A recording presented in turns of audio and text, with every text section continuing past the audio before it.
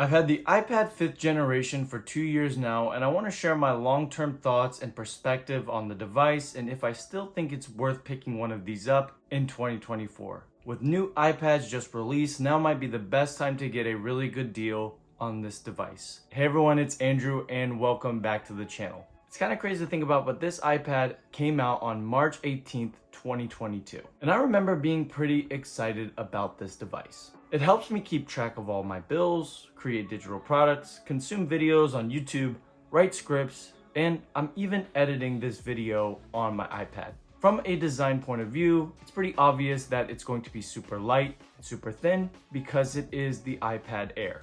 And what's great is it doesn't lack in durability or quality. It's very premium, and honestly, it's still holding up really well. It's got a 10.9-inch liquid retina display. Definitely not the best display out there. There's a 12 megapixel ultra-wide front camera that features center stage for FaceTime calls. On the back, there's a 12 megapixel wide camera. It shoots in 4K, but honestly, I wouldn't even mind if this thing didn't exist. Like seriously, who makes videos on their iPad? There's a USB-C connector. Instead of Face ID, there's Touch ID on the top button. On the sides, there's speakers and 2 mics. The sound quality is decent and still holding up great after 2 years.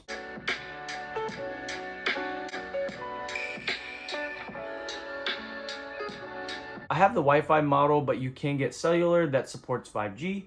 And this Wi-Fi model also supports Wi-Fi 6. I have it in the color blue, but it comes in space gray, starlight, purple, and pink. The touch display is also holding up really great. I also think the bezels are right at the perfect amount to not touch the screen and still hold it. Overall, it's a decent display. It's certainly not the best, and I do wish that it had 120 Hz refresh rate, but that's only saved for the Pro models, which is disappointing. Consuming content is good enough for me, and I'm not into gaming, but I did hear Delta Game Emulator is coming to iPad, so that might change for me. Over the past few years, I've used this iPad every single day, and from a performance perspective, it's doing really well still.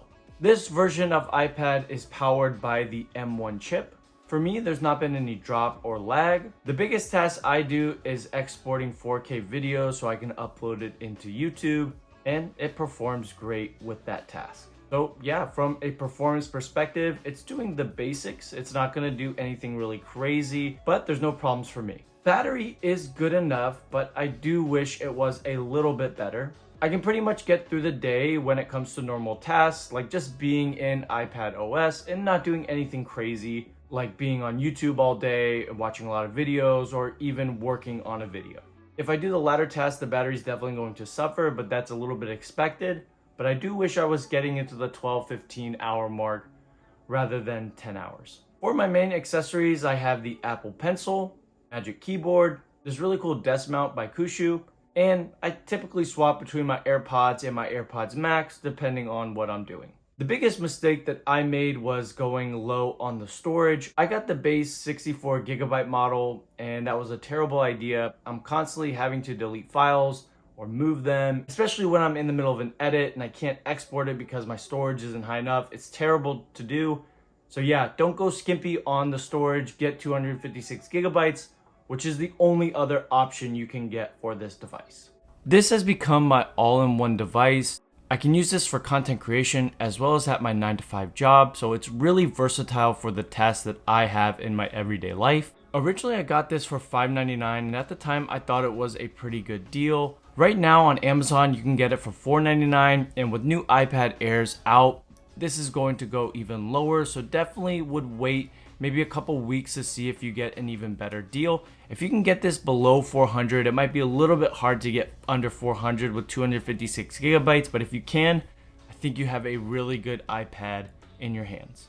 I think this iPad Air is just a really solid choice as well because MacBook Airs, MacBook Pros, even the iPad Pro, it's just getting too expensive, and I think the Air is actually the best iPad for most people. And so if you are thinking about upgrading to the new iPad Air, it's not out yet. I don't have it yet, but I do plan on getting one and doing kind of a comparison video of that. So make sure to subscribe to the channel for that. But I still think iPad Air 5 is still a great buy in 2024. You get solid performance, good battery, still gets iPad updates, a decent screen, and overall it's going to last many years. And that's what iPad Air is, a really good device for most people.